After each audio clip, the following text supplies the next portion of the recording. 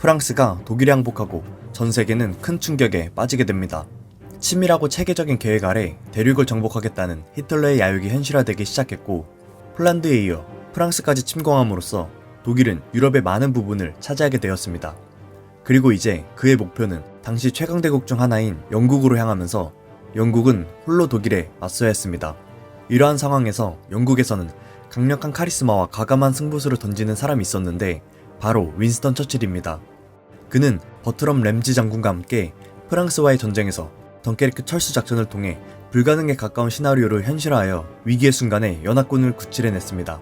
훗날 덩케르크를 통해 탈출시킨 병력은 독일과의 전투에서 주축이 될 귀중한 자원이 되죠. 그리고 주변에서는 많은 사람들이 처칠에게 나치와 타협해야 한다고 주장했지만 그는 단호하게 거절하고 독일과 끝까지 싸울 것을 대국민 앞에 약속합니다. 한편 영국 침공에 앞서 모든 것이 뜻대로 되었던 히틀러에게 가장 큰 고민은 육지와 떨어진 영국을 어떻게 침공할지였습니다.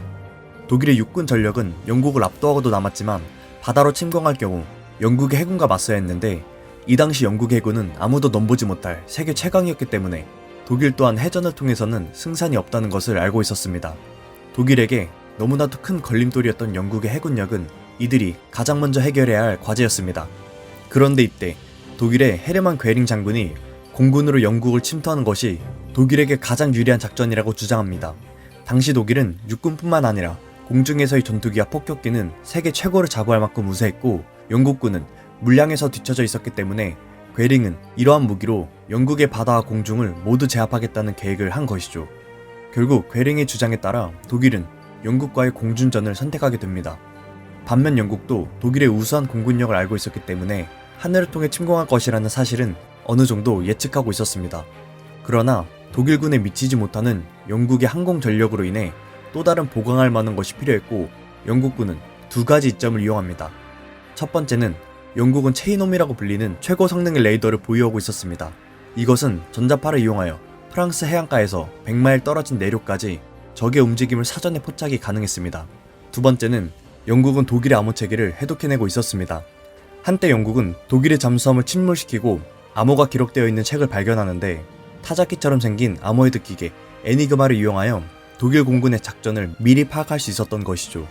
참고로 독일군은 2차 세계대전이 끝날 때까지 자신들의 암호가 해독당하는 사실을 까마득히 모르고 있게 됩니다.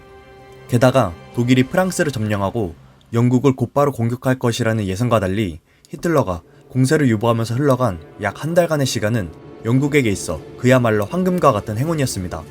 프랑스와의 전투에서 잃었던 물자들 때문에 영국은 한시라도 빨리 독일과의 전투를 준비해야만 했기 때문이죠. 그렇게 약간의 공백 시간 동안 영국은 모든 생산시설을 가동해 무기를 만들기 시작합니다. 1940년 7월 10일 도보 해협에서 독일은 수십 대의 전투기로 대규모 공세를 시작하였고, 영국도 휴 다워딩 장군 지휘 아래 전투기를 띄워 독일에 맞대응하였습니다. 독일이 그동안 부단히 연구와 실전 경험을 통해 슈밤 대형처럼 전투기를 효율적인 방식을 사용한 반면, 영국은 전투기가 적었기 때문에 생산을 꾸준히 해야 했고, 영국의 조종사들은 하루에도 수차례씩 전투를 위해 출격해야만 했습니다. 영국은 침공의 대처가 제대로 이루어지지 않은 와중에도 독일에 많은 피해를 주는데 성공했지만, 사실 장기전으로 봤을 때는 독일의 전투기를 막아내는데 그치는 소모전을 펼치게 된 꼴이었습니다.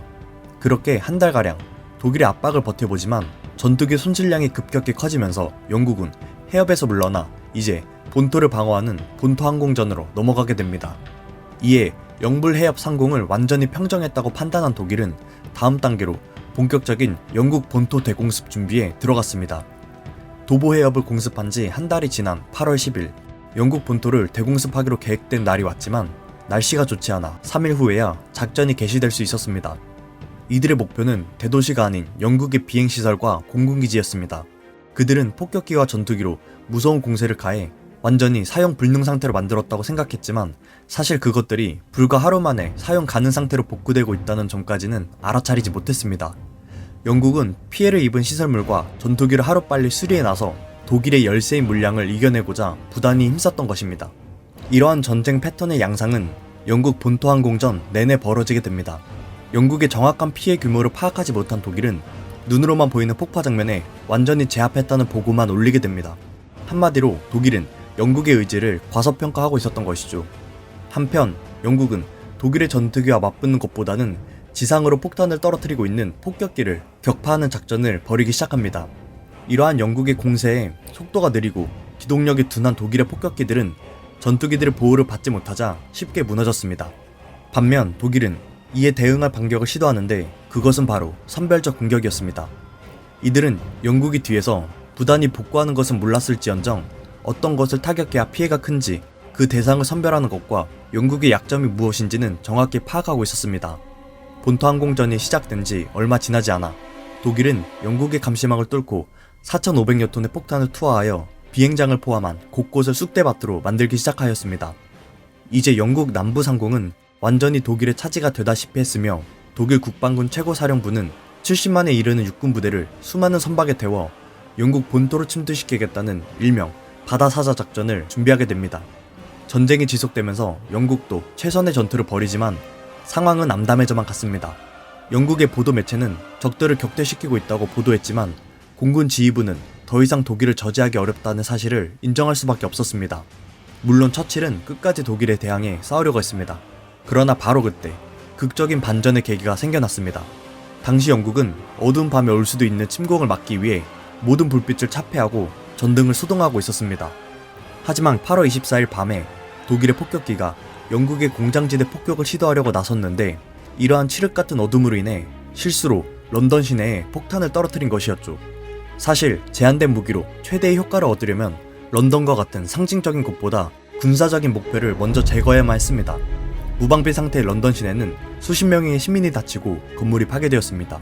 처칠은 런던에 폭탄이 떨어지자 어떻게든 대응을 해야만 했기 때문에 수십 기의 폭격기를 띄워 독일의 중심부인 베를린 공습으로 보복하였습니다. 지금까지 별다른 대응을 못하던 영국이 이제 반격을 시도할 수 있었던 것이죠. 전투의 승기를 잡았다고 생각한 독일 시민들은 시내에 폭탄이 떨어지자 충격에 휩싸였으며 해협에서 시작된 전투는 양 국가의 자존심을 건드린 싸움으로 번지게 되었습니다. 히틀러와 게링은 지휘관들에게 이제 전투시설이 아닌 런던 대공습을 명하게 됩니다. 독일이 영국 침공을 단행한 지 약 2달이 된 9월 7일 아침부터 수백 대의 독일 전투기와 폭격기를 일제히 영국으로 보냈습니다. 영국도 이를 예상했던 시나리오였기 때문에 어느 정도 대응을 하려고 했지만 독일 공군의 어마어마한 규모와 이것을 저지할 타이밍을 놓치는 바람에 런던으로 통하는 길을 내어주게 됩니다. 그리고 독일의 이번 목표는 이전의 주요 전투시설에 가했던 선별적 공격이 아닌 런던을 통째로 파괴하는 것이 목적이었기 때문에 런던에 도착한 즉시 전투기와 폭격기는 적당한 곳이라면 무분별하게 폭탄을 쏟아버렸습니다. 도시는 순식간에 불길이 휩싸였고 아침부터 밤새도록 이어진 폭격으로 많은 시민이 희생되었습니다. 영국이 사상 처음 겪은 초유의 위기였던 것이죠. 독일의 대공습은 이틀 동안 계속되었으며 도시가 폐허가 돼도 영국이 별다른 대처를 못했기 때문에 괴링은 무조건 항복을 받아낼 수 있다고 확신을 합니다. 하지만 그가 생각했던 것과는 반대로 영국은 보이지 않는 곳에서 열심히 칼을 갈고 있었습니다.